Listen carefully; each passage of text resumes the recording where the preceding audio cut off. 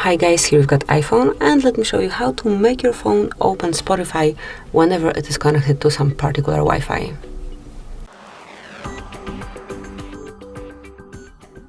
So at first open Shortcuts,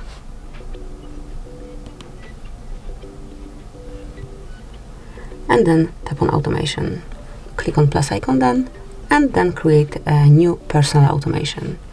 Now find and select Wi-Fi, and then choose the Wi-Fi that you would like to add this automation to, and tap on Done. Now click on Next, and here select Open App. And let me look for app right here. Tap on Next, and click on Done. So that's it. Whenever your device would be connected to it, picked Wi-Fi, it would automatically open Spotify. So that would be all. This is it. Thank you for watching. Please subscribe our channel and leave a thumbs up.